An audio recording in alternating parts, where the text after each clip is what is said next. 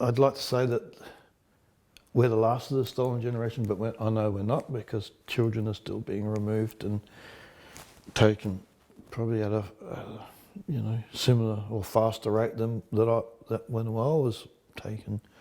Still happening, and I wonder about those kids and their futures and what's going to happen with them, if they reach out. Because I know a lot of people that didn't survive through my growing up. There's a lot of other kids that probably didn't even make their 20s, and some didn't make their 30s, and some didn't make their 40s. So, yeah.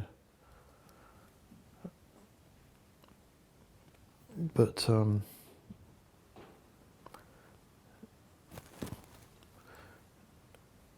if I could do something about that,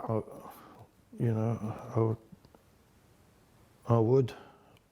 And I guess I have. I've spoken about it last year in Geneva. I spoke about removal rates of Aboriginal children and how that the government espoused a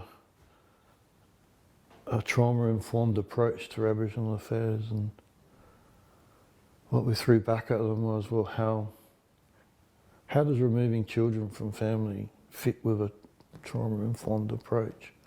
How does removing a mother from her family in front of her kids and locking her up for fine defaults because she reported DV and the husband's still there or the partner's still there, but she gets dragged away? How does that fit with a trauma-informed approach?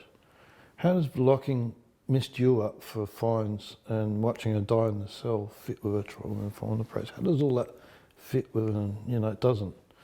It's a lie. It's window dressing for basically killing us still. Yeah. How does having over-incarceration rates, over-representation in prison sit with that trauma-informed approach? How does,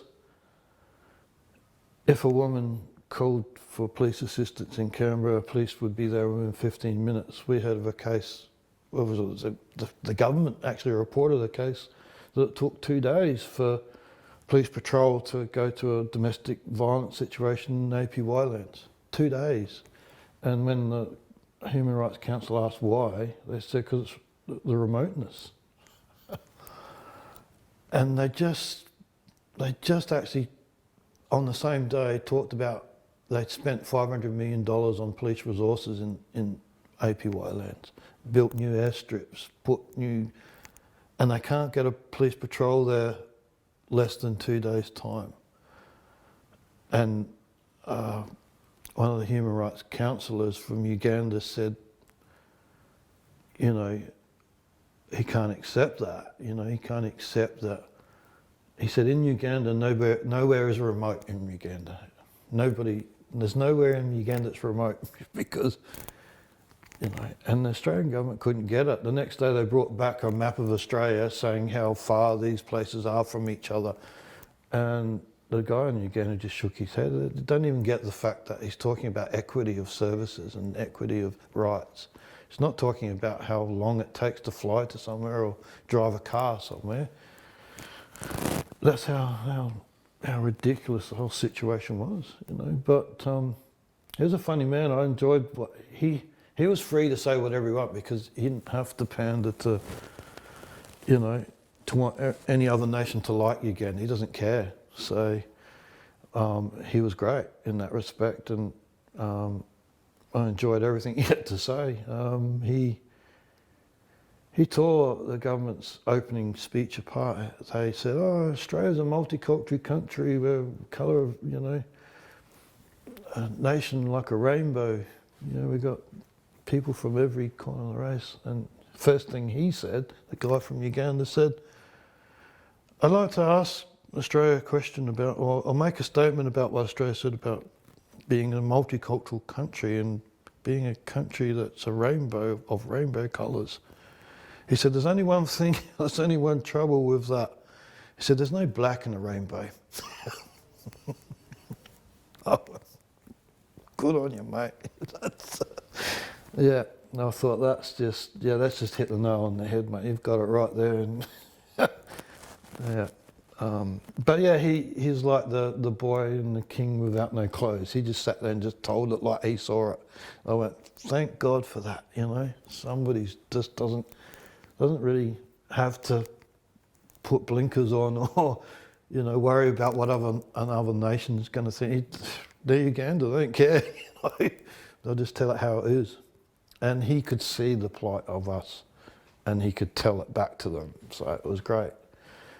And that was the best thing about the UN last year, was actually realising how everybody else sees the situation in Australia and how much support we have as Aboriginal people. Like there was lots of, you just don't know it until you go over there and see that yeah, it's not, yeah, because the government tries to hide that, you know, and it's easy for them to do that, you know, but once you get out of the domestic scene and into the international arena, you can see it's you see it from a different perspective.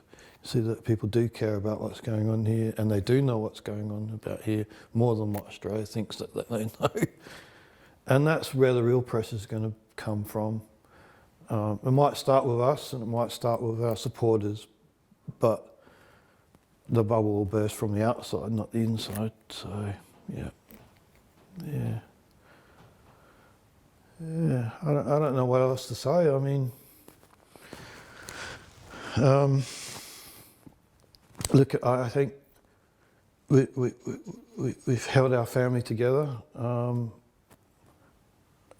I've certainly, you know, did my best to keep my son on the right track. We fought to get our youngest member of the family with the family because the state tried to take him, but we fought and we got him back. So he wasn't going to be stolen. So yeah, we had a victory there, and they'll never come for us again. So that was a lesson for them to learn.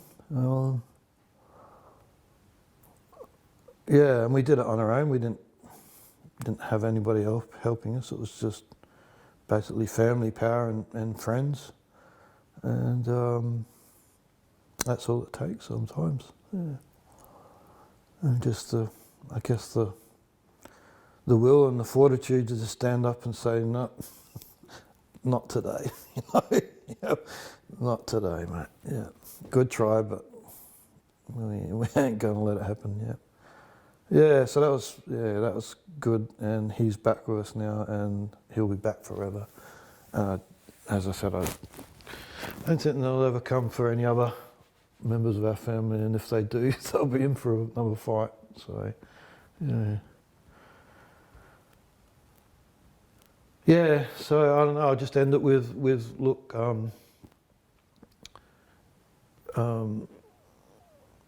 don't ever, you know, don't ever think that you can't say anything. Don't ever think that you can't make a difference. Don't